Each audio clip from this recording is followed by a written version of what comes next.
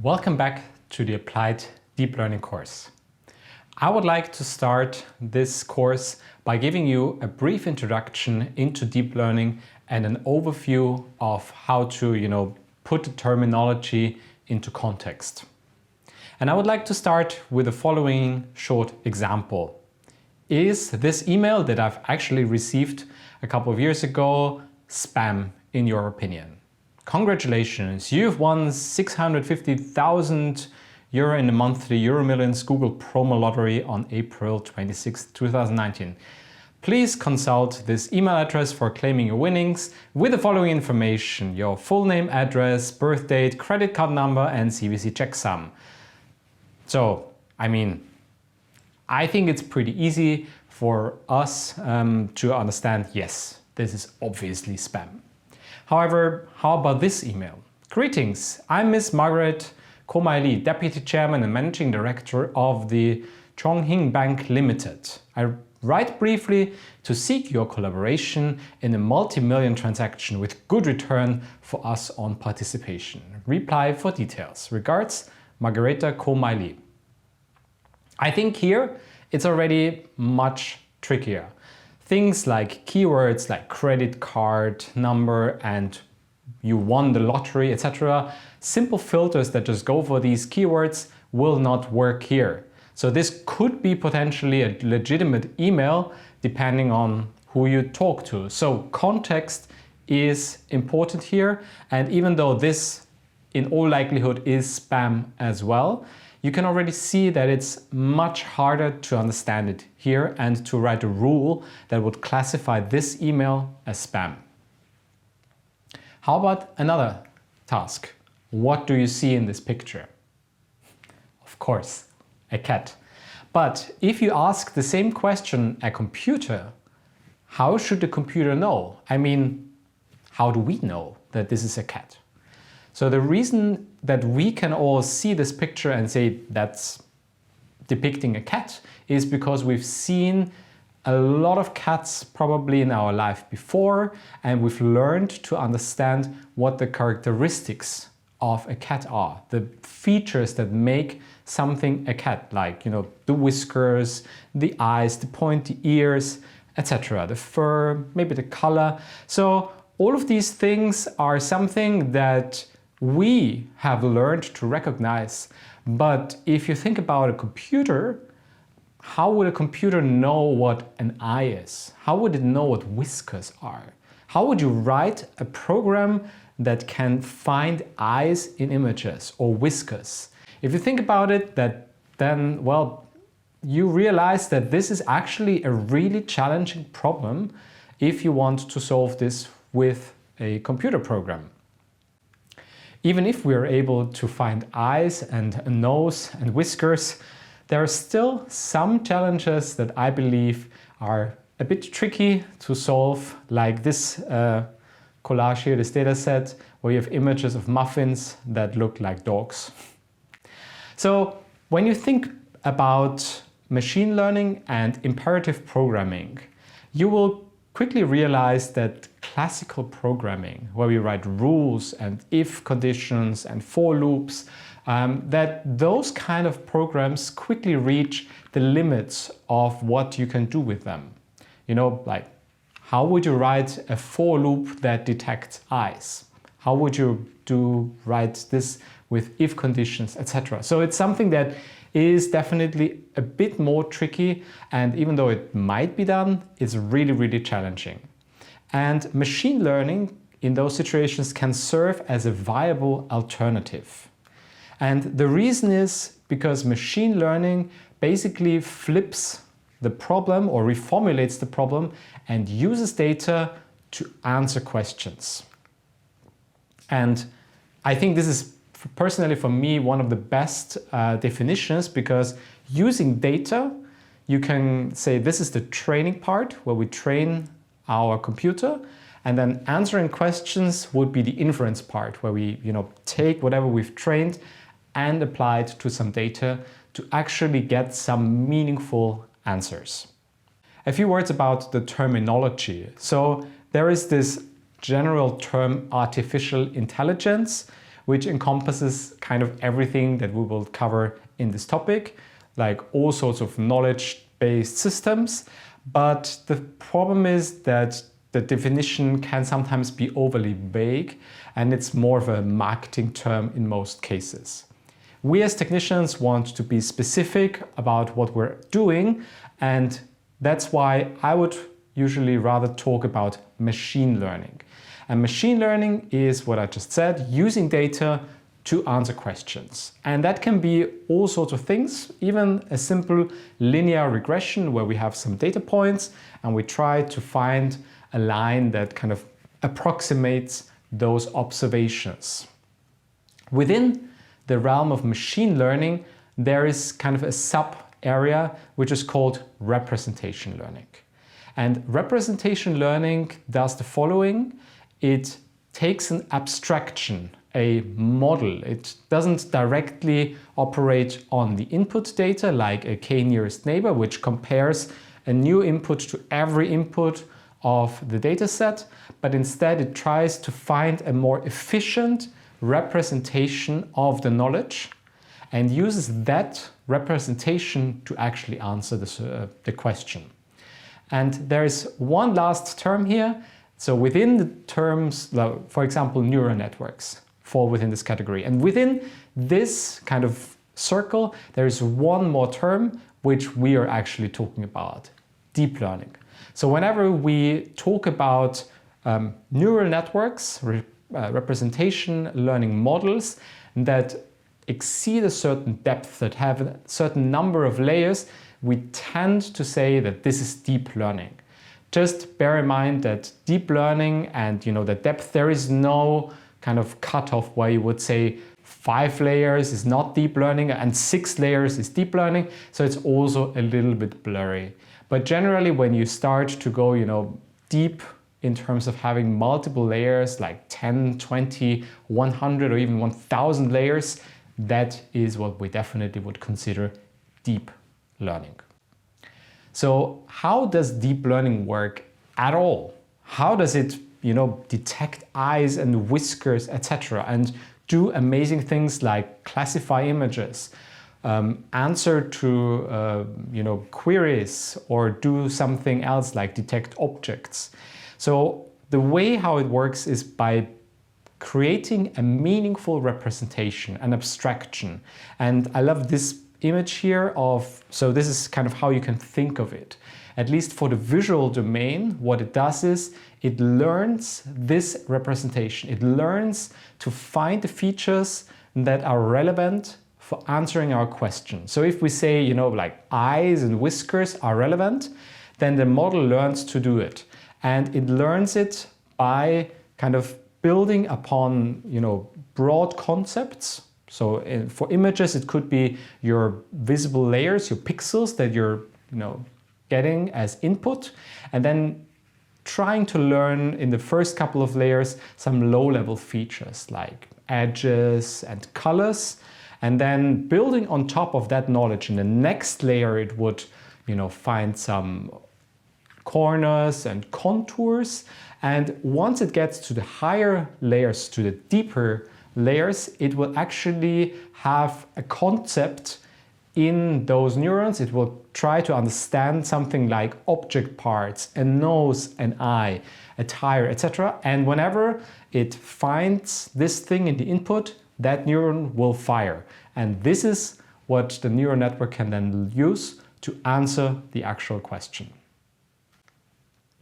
So how can a machine learn? If we say, okay, we want this representation, how do we get it? And there are 3 parts that usually are the ingredients how we can make a machine learn. The first one is a model. The representation, the rules that the machine actually has to learn. This would basically be like the sum of all operations that should come up with the desired output given an input. The second part is the loss function, which basically says, how good are we doing now? How good is the result? So we can use this to evaluate our model and say, well, this is exactly what I wanted to do, or this is some complete bogus. And the last part, which kind of puts these two things together, would be the optimization function that we can use to change the parameters of our model to reduce our loss and therefore get better in the end. There are many deep learning algorithms out there, and here I just want to point out a couple of amazing things that can be achieved with deep learning. For example, you can classify images and distinguish whether it contains a cat, a dog, or something else. Now you might say, well, why do I need to build a machine that can distinguish between cats and dogs? What good is that for? Actually, there are a great many problems that are just image classification challenges. For example, if you want to distinguish between a melanoma and something that is a skin lesion that is benign, that you can ignore. So this would already be a simple image classification problem.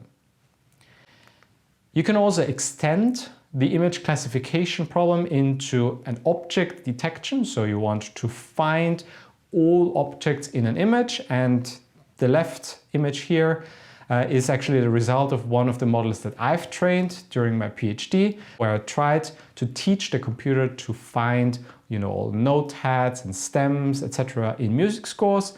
Or if you want to do something like tracking cars in a traffic situation, there are already many useful applications if you're able to solve object detection in a good way.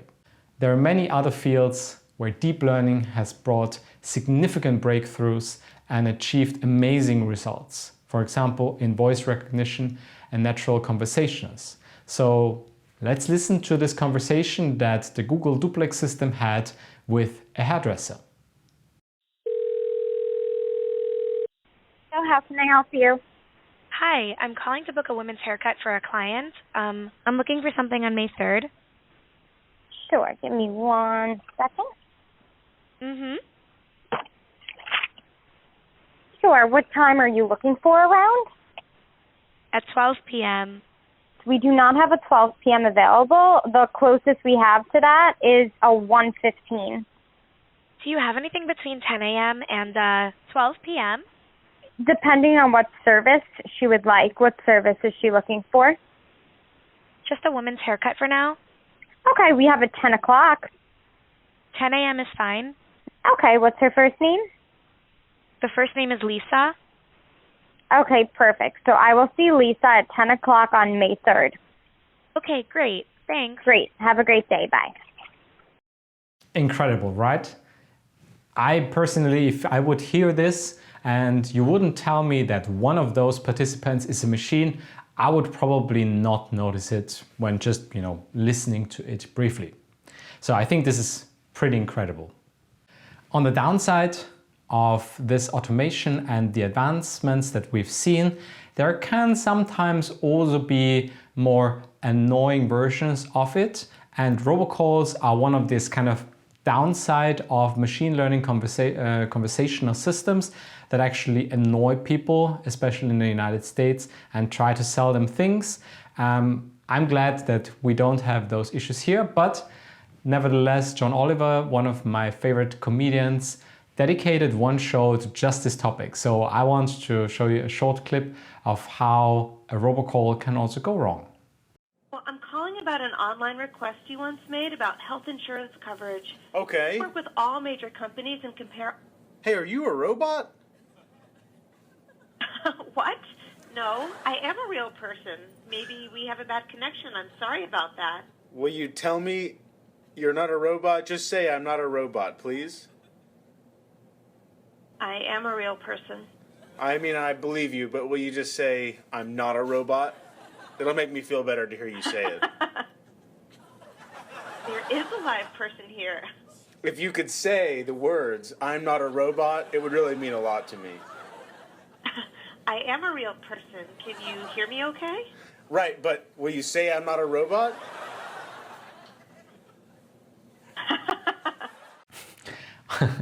Obviously, this is an example where this robocall went wrong because this reporter was investigating robocalls, and then exactly in this moment he received a robocall and he was able to record it and create this wonderful clip for us. But I also want to show you a few other really nice examples of achievements of machine learning and deep learning in the last couple of years. For example, music harmonization. So there is this deep Bach system that can harmonize in the style of Bach. So you write a melody and it can write the other three voices to that in the style of Bach. And what's really interesting about it is that differentiating between real Bach compositions and compositions that the computer wrote are already, when being asked to distinguish between them, is something that people were not always so sure. So let's listen to one example of deep Bach.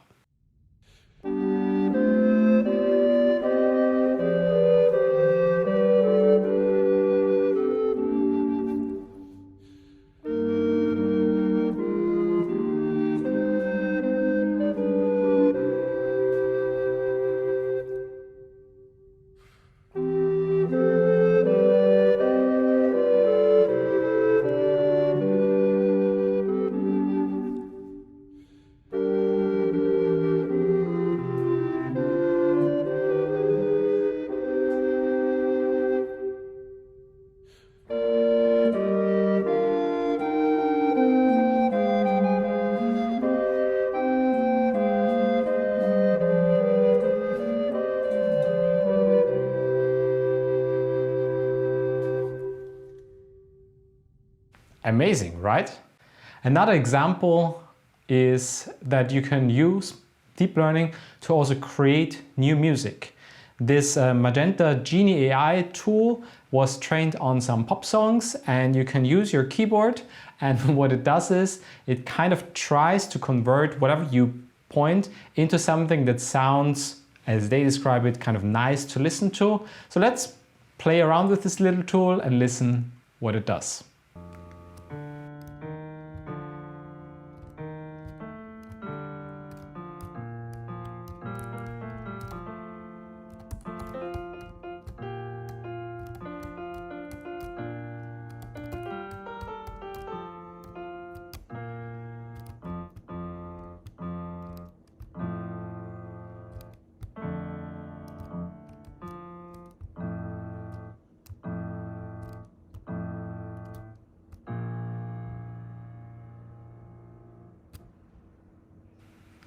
Will probably not win a Grammy, but it's still interesting that just by typing a few keys on my keyboard, I was able to create something that kind of didn't sound too bad.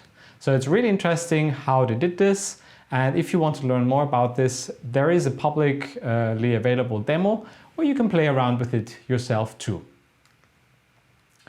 Another domain where we've seen a great breakthrough is all of the sorts of generative part where we create something out of something else. For example, the DALL-E system can create images and illustrations from text. So given an input prompt like an illustration of a baby fox in a suit playing guitar, this is what it came up with. And I believe this is amazing. There is already a second version of DALL-E available that you can, use, which they claim creates even more realistic and higher resolution images. So I think this is a field that definitely will see a lot of changes in the future, where we say, okay, let's create some art, let's create some stuff with basic inputs here. Obviously, it also comes a little bit with risk when you think about deepfakes, where people have for example, generated videos of politicians saying some things that they didn't actually say. So again, here we see that this technology can also be abused. A few years ago, I was asked by some of my students, can I actually write an AI that, programs for me and, writes the project for me? And I was laughing and doing it off as a joke. It's like, no, unfortunately you can't do. However, actually nowadays it's not that far out of reach that you have computers and machines that can actually write programs. Most of these things are still very limited. However, you can still query some of these machines to write some decent programs that, do some of those, low-level routines like computing a price with a palindrome discount, etc. So this is something where the machine already needs to understand quite well what you're actually looking for. There is also another tool here that has launched a while ago, which is the GitHub Copilot. I've linked it from the literature. So there are already some tools that at least can assist you when you're writing your code. One incredible achievement that I've seen in the last couple of years is from DeepMind, how they train the machine to play StarCraft. And if you think back, about other problem domains like playing chess, which was already considered an extremely tough challenge, StarCraft, I think, is really the next level. So let's look at this video and I'll explain a little bit what's going on here and why it's so incredible. So in this video, we see AlphaStar, which is the computer system, playing against the world champion player, like a really, really professional player, Mana. And what you can see here is that you have these neural network activations. So the network is being fed the raw observations, which units are where, etc. And the neural network decides, okay, where to look and what to do there. So it considers, building, terrain, sending units, etc. And on the right middle, you see this outcome prediction where it kind of tries to estimate whether it will win or lose. And this is the loss function by which this thing was trained. And if you watch the full video, there are actually, I think, 5 games that were played, and 4 of them, the machine definitely destroyed the human player. And the last game, the human was only able to win by kind of exploiting sort of a bug in the machine. So it's really interesting to see how machines are able to do something that I would believe being really, really complicated and complex, because the problem space of playing a real-time, strategy game like StarCraft 2, I think is really, really challenging to, look everywhere at the map, decide what to do, etc. And I think it's incredible to see that nowadays machines are able to do this. It comes obviously at a price, so they've trained the system on self-playing, so it kind of played against itself, and it amounted to a total of around 200 years of what a human would play to actually achieve the results that it can do. And if you think that, of course it's better, it played this game for 200 years, then you already know why this game is probably or the machine here is able to beat the human player. Because if you can, play this game for 200 years, then you should better understand what kind of strategies are available and how to beat a human player there. DeepMind also created another system that I personally am really, really baffled by the fact that they built something that can do this, which is AlphaFold, which can fold proteins. And this is, a real breakthrough that might potentially affect all of us in the future, because the folding of proteins, the 3-dimensional structure of how molecules, those amino acids, form, define the properties of this protein. And this is something that was considered extremely complicated for humans. I remember there was a gamification course where they built a system that gamified this problem such that humans, which are much better at this, were able to do it. Nowadays, we have a system that can actually do this with a machine learning algorithm. And many of those things that you see here, transformers, embeddings, etc., all of those things and concepts we will see throughout this lecture and try to understand what are the building blocks for such a system, even if I will not go into details of how AlphaFold exactly works. So, summing up, machine learning can be an alternative to imperative programming, and I would say a very powerful one, and one that in the future will probably replace many classical programming algorithms. Machine learning itself is defined as using data to answer questions, and I hope by showing you some of these amazing things, I also convinced you that with deep learning you can do pretty cool stuff. That's all for today. I hope you are as excited about deep learning as I am, and I hope to see you all in class. Until then, have a great day.